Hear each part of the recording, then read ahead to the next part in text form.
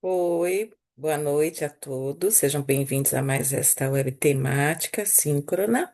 Eu sou a professora Carla Crivellante Marcílio e vou dividir com vocês o conteúdo que eu preparei para a nossa disciplina de História da Música do Barroco ao Romantismo.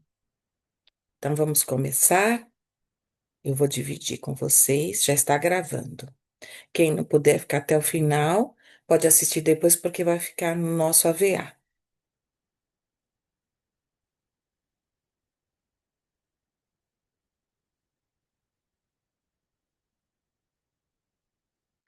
Então, o tema que eu preparei é para falar um pouco de cada dos dois períodos, classicismo e romantismo musical, mas com as características primordiais. E vocês podem se aprofundar tanto nas referências que eu deixo dos livros que eu usei, como também no nosso material didático, tá bom assim?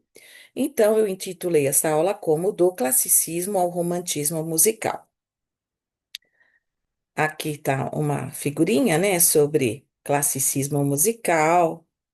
Então, como é que o classicismo iniciou, né? A transição do barroco. Então, aí eu coloco uma data que é ela é relativa, porque para alguns historiadores a data difere um pouco, para outros é essa data, assim como também do classicismo e dos outros períodos também, tá bom? Então, entre parênteses, estamos com as datas de 1600 a 1750 o barroco, para o classicismo de 1750 a 1820 mais ou menos, tá?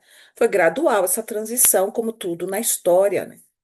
Já antes de 1730, haviam sinais dessa mudança que já estava vindo para a música. E o estilo clássico surgiu nos últimos anos do Barroco, em sintonia com o Iluminismo e transformações políticas da época, como, por exemplo, a Revolução Francesa, que foi uma mudança comportamental da sociedade daquela época, da sociedade principalmente europeia, no caso, a Revolução Francesa na França. As mudanças entre o barroco e o classicismo ocorreram principalmente nas formas musicais. Então, quais as formas? Trio sonata barroca deu lugar à sonata clássica. E, por exemplo, a abertura italiana das óperas barrocas evoluiu para uma sinfonia clássica estruturada. Aparecem aí, né, com relevância os filhos de Johann Sebastian Bach. Então, Carl Philipp Emanuel Bach e Johann Christian Bach. Ambos já eram famosos nessa época, apesar de todo o respeito pela obra que eles tinham do pai, né, do Johann Sebastian Bach, que era o pai deles. Eles já compunham um estilo mais moderno daquela época, homofônico e leve, ao contrário do estilo do pai contrapontístico, muito em voga no barroco tardio. Então já existia uma diferença também na composição, é claro. Eu deixei aqui uma obra do Carl Philipp Emanuel Bach, o filho dele. É um concerto para flauta em ré menor, muito lindo. Ele foi composto no fim do barroco para o início do classicismo, então ele já fez essa transição, né? Já estava fazendo esse compositor, o filho do Bach. Então, se puderem depois escutarem, é muito bonito. Segundo o historiador Candé, no século das luzes, a burguesia rica e culta orgulhava-se de promover as qualidades intelectuais e os ideais iluministas, que estavam em voga já. Essa nova burguesia, apesar de considerar a música um sinal de distinção e cultivá-la por ostentação, praticava o mecenato ativo e inteligente. Então, o mecenato naquela época era muito importante, foi muito importante para o desenvolvimento também da música e dos músicos compositores em si, né?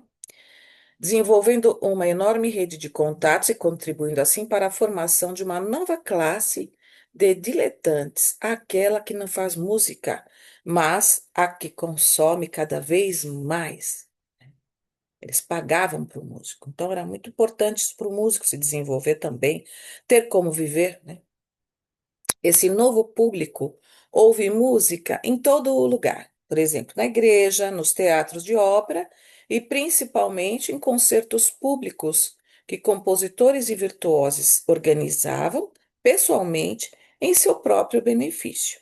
Dessa maneira, com a abertura de novos mercados musicais, concertos e óperas, o músico passou a atuar como profissional liberal sem depender exclusivamente da igreja. e da nobreza. Então, isso foi um progresso para o músico. Depois do mecenato, começou a haver esse público para a música, em que o próprio músico começou a se garantir com seus concertos próprios, em seu benefício próprio. O período clássico foi, de certa forma, um período de curta duração. Alguns estudiosos comentam que o período terminou em 1810 e outros até 1830, logo após a morte de Ludwig van Beethoven, que foi em 1827. Mas a maioria acredita que as fortes características do classicismo musical perderam a força já na década de 1820, no início, tá? O que é fato inquestionável é que esse período foi de grande importância para as conquistas musicais, tanto para as formas instrumentais como para as formas vocais.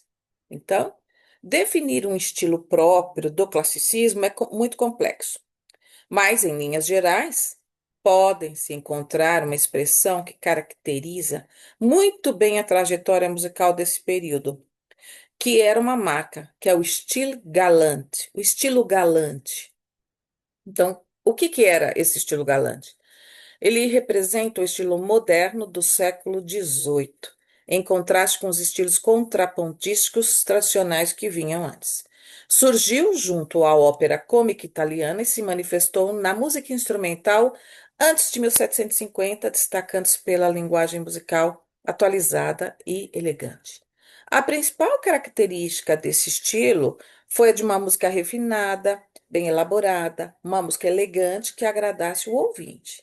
E a partir do momento em que o estilo musical do período clássico foi se consolidando, as obras passaram a enfatizar cada vez mais as características neoclássicas representadas pelas outras artes, como a graça e a beleza da linha, no caso a linha melódica, o domínio da linguagem musical, o que proporcionou aos compositores alcançarem o perfeito equilíbrio entre a expressão, né, a expressividade e a estrutura formal da obra musical. Entretanto, essas características não podem ser confundidas com uma música sem conteúdo ou uma música facilitada. Não, não era isso, né, de caráter frio ou volúvel. Ao contrário, o neoclassicismo, que aí surgiu mais para frente, no início do século XX, deu vazão a sentimentos fortes, ainda que idealizados, representando estados emocionais extremos, sobretudo na ópera humanística, porque essas características elas ainda refletiam também em compositores que vieram após. No classicismo, a música apresenta uma linha melódica contínua. Então, estamos ainda falando do classicismo, né? E uma forma assim que era uma melodia horizontal, podemos dizer assim, e frases conectadas com fluidez, com menos seções fragmentadas. A forma sonata atinge seu auge em contrastes de perguntas e respostas. As dinâmicas são mais claras e caracterizadas, crescendo e mais intenso nos fortes do que vinha antes no barroco. Então, eles começaram também a utilizar isso, né, como uma forma de contraste. O controle da intensidade das articulações é cuidadoso, com legatos, staccatos bem definidos, especialmente em Mozart. Também indico vocês depois ouvirem e assistirem. Por exemplo, no YouTube temos, né, a Lacrimosa, né, de Mozart, muito famosa, e a obra inteira, que é o Requiem, mas em Ré menor, K 626, tá? Então, tem os dois links aí.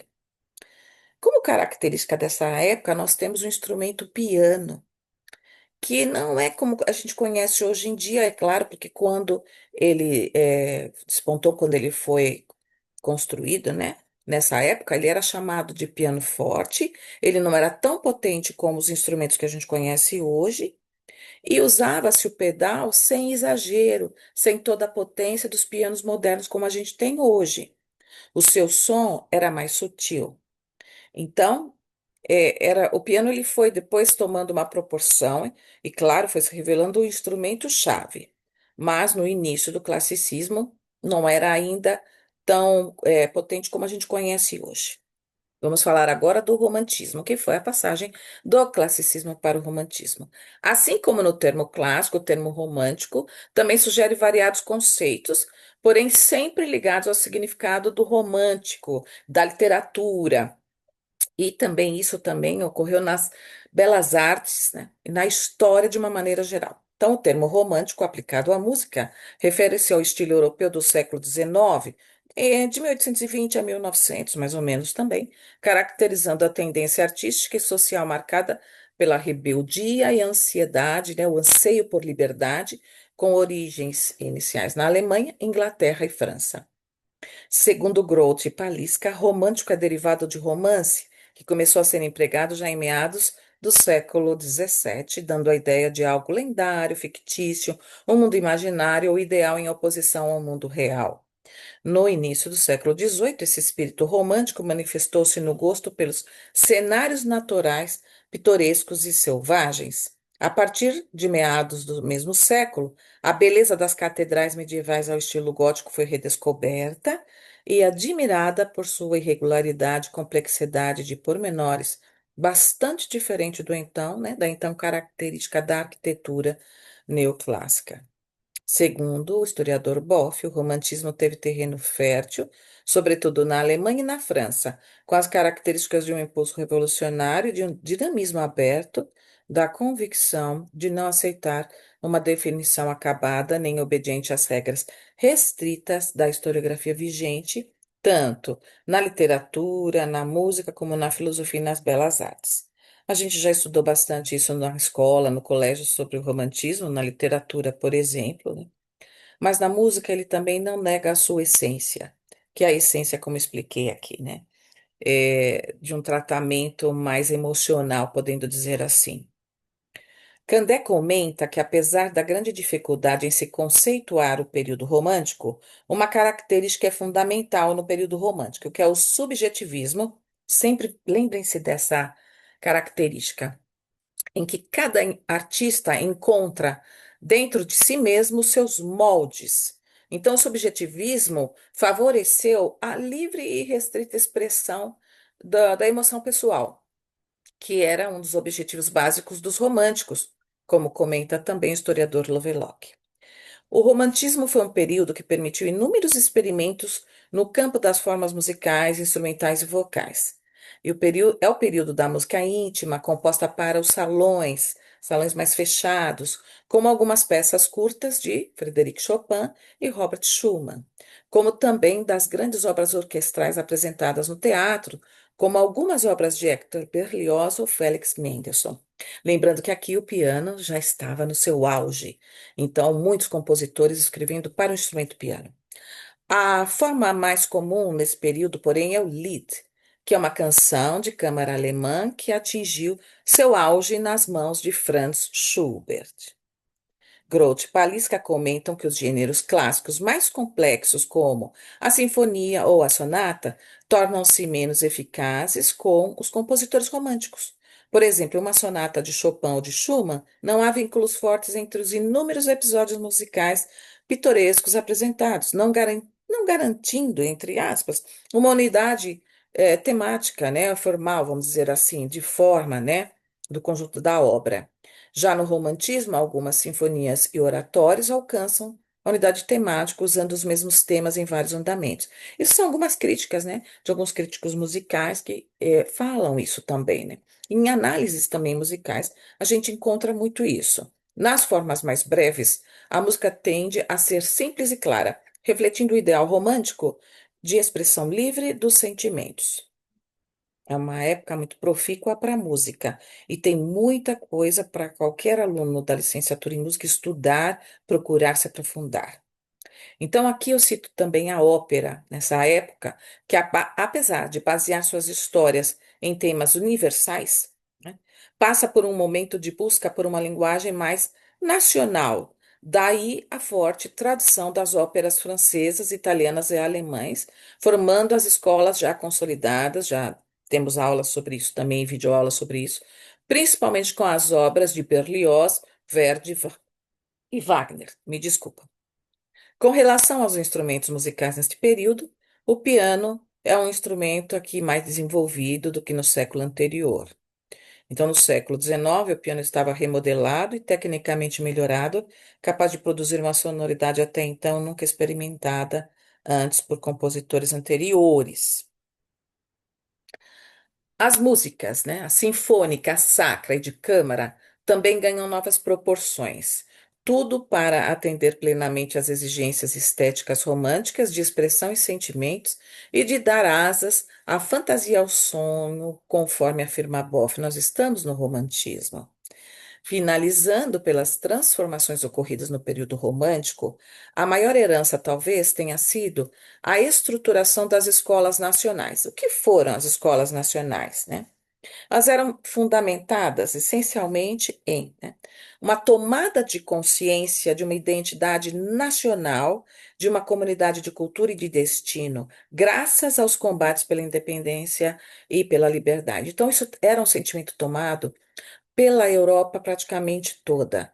Então, o compositor alemão, eles compunham, né, eram grupos, né, dessas escolas nacionais, um exemplo, por exemplo, estou dando da Alemanha, é, músicas com com esse intuito nacionalista de idealizar a pátria amada, por exemplo.